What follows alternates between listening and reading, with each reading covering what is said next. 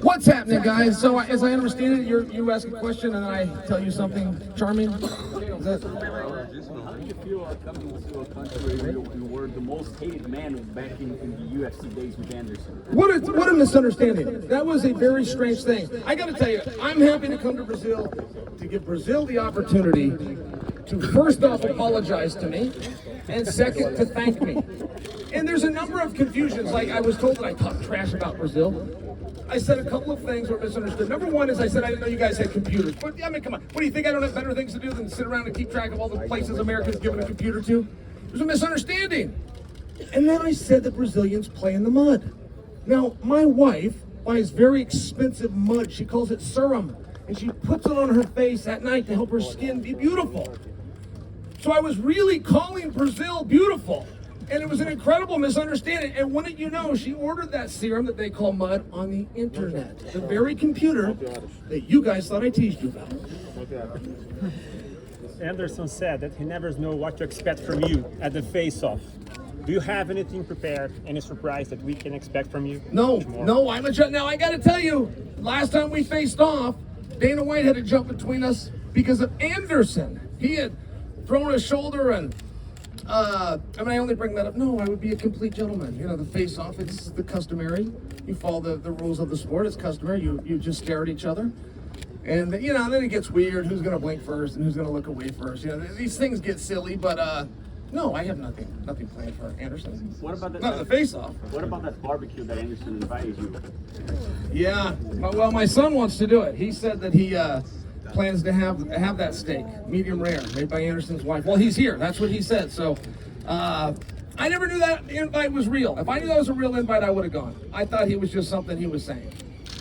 Chael, any chance you attend the soccer game of Palmeiras tomorrow? Yes, I will be at the soccer game for Palmeiras tomorrow. Yeah, I'm very excited about that. It'll be my first Brazilian soccer game. I got both of my kids here are looking at soccer, and I think that Palmeiras is probably going to inspire them. I don't think my kids are fully aware of the energy that's going to be at that game tomorrow. Is this a one-time experience in boxing, or do you plan to fight more? I will have one other fight. This is for me. It's preparation. Like for Anderson, this is his farewell. And I got to tell you, every fighter has a few dreams, but we're all the same. Like you dream of making it onto television, into the main event, into a world title. But then you also dream to finish out your story that you get to say goodbye on your terms, and that is just not very common. I mean, even making it to the highest levels or make it to a main event or a championship, but then to be able to say goodbye on your own terms is very rare. And it's a very cool thing for Anderson. It's a very cool thing to do that at home. And I think Anderson's true love is boxing. I don't know that. I just know when he was in MMA, he never called out an MMA fighter. He used those call-outs to call out Roy Jones. I don't think he's called out anybody aside from Roy Jones in his entire career, because I think that he values and appreciates, and you know, while he was an MMA fighter, he dreamed, I think, of being a boxer. So it really is the perfect part to a perfect story, and there's no other fighter that's got to do this. This is the first. He's in a league of his own. Do you think on a boxing match, it's his advantage there? Somebody else told me that too. Somebody said that he would have the advantage for a boxing match, and that might be true. I don't have any idea. I had the advantage in MMA matches, and he still found a way to get his hand raised. So I don't really understand the point when people say that. Like, my anxiety would not be any less if this was a wrestling match. It wouldn't be any less because I've been doing that my whole life. I would want to beat him. I would see the opportunity. I would be here talking to all of you guys. Inside, I would be very nervous, which is what I am now. It's what I am for the boxing match. And I will never offer you an excuse. I will be devastated if I lose this match to him. There's no part of me that'll laugh or smile or think, oh, shucks, you know, this is boxing. I could not possibly care less what the rules are. I'm not planning to follow the rules anyway. In all fairness, I never follow the rules. I fought him twice. I cheated him twice. I don't know. And then he brings me in here like he can trust me. I mean, you know, right? Fool me once, shame on me. But, you know, fool you twice. You know the expression. So. Do you think that the fact that you were chosen as his opponents for this farewell fight means like they see you as an easy win for him? I like that because they shirt. want him to win. I like your shirt, by the way. Thank you. It looks very thin. Is it breathable? Yeah, it's comfortable. It lies. I like that. Yeah. Can I feel it? Yeah, one day. I mean, I feel like it's really thin, right? Yeah, I like that a lot. It's Brazil. Yeah, I like Brazil that. has cool things. Yeah, they do have. But we went to the mall yesterday, Yeah. which, by the way, it's not cheap here. No, I it's mean, not. not for nothing. I was blown away with some of the prices. Okay, so what was the question? if you feel like they chose you, handpicked you because they think you're an easy win for him. Yes, yes, that's exactly what they did. Then I'm supposed. Did you guys hear the question? Did they handpick me because they think I'm an easy win? Then they keep acting like I'm supposed to come in here nice and be about respect and don't bring up the mud and don't bring up the computers. Don't talk about the time that Nogueira fed us a carrot. You know what? You know what? I made that story up. You want to know what really happened the first time I met Nogueira? He thought my phone was a Pop-Tart. He took it. He bit it in half. I would have called and told somebody about that or posted on social media, but you can't really use your phone when it's broken in half, it turns out. I think they did call me up for that. And I bring that up because what an insult, right? There's nothing nice about that. Why am I supposed to come in here and be polite and respectful? It's a boxing match. The first rule to win a boxing match, damage. He's literally invited me to his career-ending party, of which they're already started the parade, and I'm supposed to be like grateful about it. Oh, by the way, we're gonna get in the ring and try to damage one another. This is Saturday. You know that, right? On Global. You're aware of that. Everybody knows this is gonna be on the Global channel. All right. Saturday. This Saturday. Have I mentioned that? It's an important detail. All right. Does that change? In a recent interview that you used to hate Anderson Silva for more than 10 years. What's your feeling about him right now? Your real feeling about him? I admire a lot of things about Anderson. I'll tell you a secret about him. I mean, a secret just that most people don't notice. Like, he was ranked #1 in the world, and then there's been a great debate ever since. Is it Anderson or is it John Jones? And that largely had to do because of how dynamic he was. You know, Anderson will knock you out with a knee, but he'll submit you on the ground. He'll, push you up to the fence. He'll trick you while he's doing it all. And so he got known as just such a good fighter, such a skilled fighter, right? #1. But the other side to it is he is tough. Like, he doesn't give up. He doesn't just go away. And most guys aren't. Most guys aren't better than everyone else and tougher. Because you don't have to be. You only have to be one of the two. And Fedor was that way. John Jones is that way. St. Pierre was that way. And Anderson Silva. But those four guys, I mean, in the history of combat, those four guys have such a gap between themselves and everybody else. And that is one thing about Anderson. I spent my last 2 fights trying to make him quit. And I used a lot of energy doing it. And, there's other strategies. There's other strategies to win a fight or to even win a boxing match. And I will tell you, I will invoke them. I am not going to pressure him to the point that I think I can make him quit. I've learned that that's very hard to do. You're like a villain for the Brazilian fans, but now it changed. Why? And how did it change? Well, thank you for that. See, that was very nice. About your trash talk for us, for Brazilian fans in general. But now people like you. How it's changed for you? What is your opinion for Brazilian fans? Well, and thank you for saying that because I didn't know that was the case. Like, I came here to film The Ultimate Fighter. And I was going to places in bulletproof cars, and I had a 7-man detail. Vandalay and I got in a fight one time, and the security guard, he was about to shoot Vandalay. And I had to talk to him after. He's like, don't shoot Vandalay Silva. Like, no matter what happens. And he says, but this is my job. I have to keep you safe. I can't beat him, so this is what I have to do. I said, do not shoot Anderson Silva. Like, if he hurts me and I have to go to the hospital, let that happen. Do not shoot Vandalay Silva. I'm telling you that one because that's funny. That's kind of funny to have to tell a guy don't shoot Vandalay. But I'm also telling you because they then aired The Ultimate Fighter, and I came back to Brazil for a fight. It ended up being Stipe Miocic was in the main event, and just to remind you of that time. And they cheered me. They cheered me when I came into the room, and I was very much caught off guard. When I came in, the building was cheering, and I even stopped and looked behind me. I thought somebody else must have come in the room at the same time. So I don't know. Brazil, they ended up liking me. They ended up just being really nice. They ended up, and I appreciate it. It was very cool. It was mutual. I like Brazil as well. Chael, any chance your next fight then is Vanderlei Silva? No, Vandalay. No, man. Vandalay is a coach now, right? Tor's coming through the ranks, the same as Anderson's kid. In fact, some promoters probably going to put those two together eventually, and we'll see. That could be very awkward, man, from the old shootbox days, like Vandalay's son versus Anderson's son's interesting. But no, I'm gonna fight Anderson here, and then I'm gonna go beat up George Masvidal. Yeah, that's not much of a fight, right? I can't say I'm gonna fight George Masvidal. Fight involves resistance.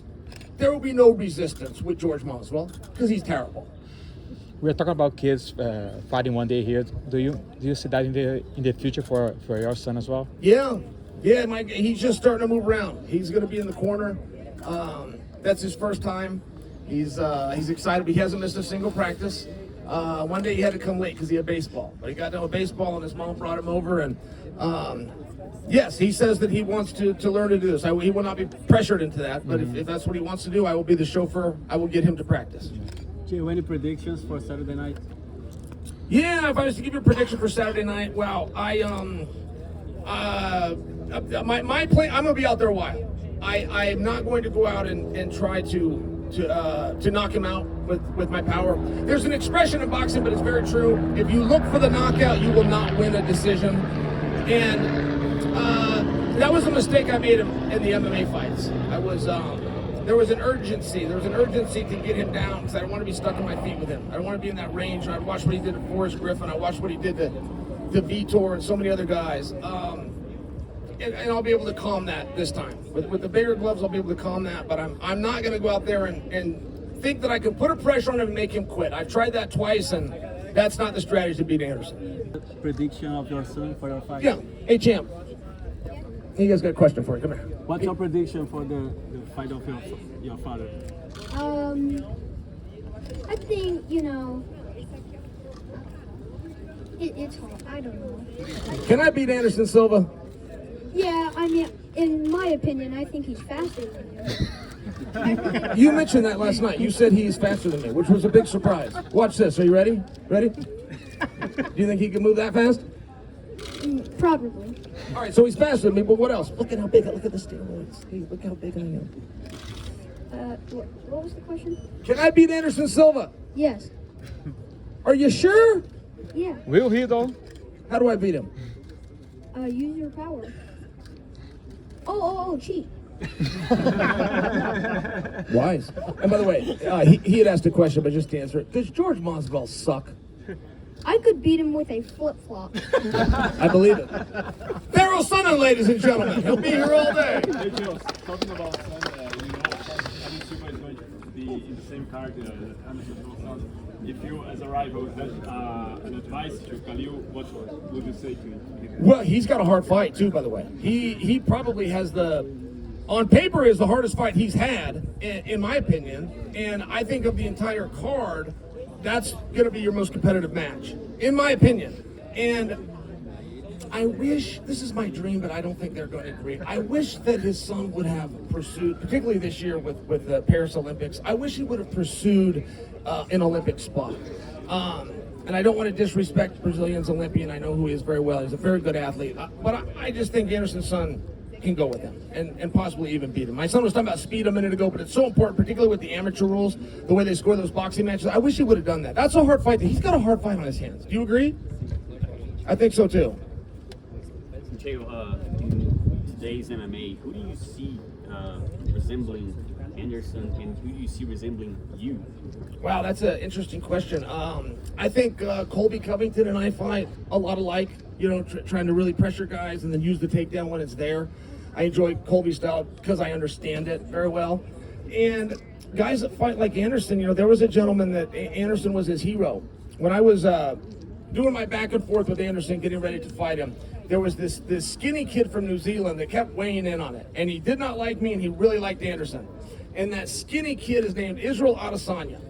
And to see Israel grown up and then he's in the ring with Anderson, I happened to be there at that fight in Australia. And I think Adesanya was greatly influenced by Anderson. I think he fought a lot like him. And the return of Jose Aldo, by the way. I mean, speaking of Brazilian legends, he sold that arena out. He won that fight 30-27. You could have taken him from that fight and put him right into a title shot.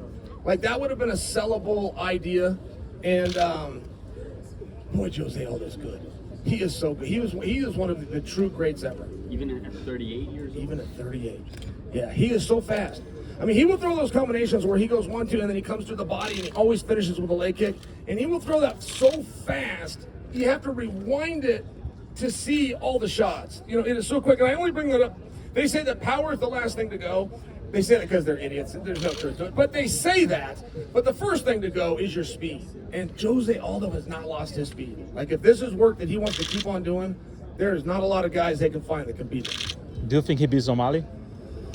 No, would Aldo beat O'Malley? No, and O'Malley admired Jose a lot. I don't know that O'Malley had like a poster of Jose on his wall, but he might have, and figurative he did. Whether he had the magazines and watched all his matches and studied him, but O'Malley does Jose Aldo, but he does it a little better than Aldo does it. He does it the way Aldo used to do it. I mean, that's just a true thing where you get a little bit older. No, O'Malley is the rightful champion of that weight class for now. Right now, he's the best 35-pounder on the planet. You know this is on Global, right? Saturday. Anderson's farewell. The third time, his third attempt to win a round against Chael Sonnen, which is yet to happen. He's going to have 5 of them to do just that. But when it's done, he will find out like the rest of them. I fight better than John Jones. I sound better than Sean Combs. And you can ask around, I'm even better than John Holmes. I'm still the man with the biggest arm. I am the man with the greatest charm, and I am the man that will do all the harm. 5 rounds to finish this thing once and for all, Saturday on Globo.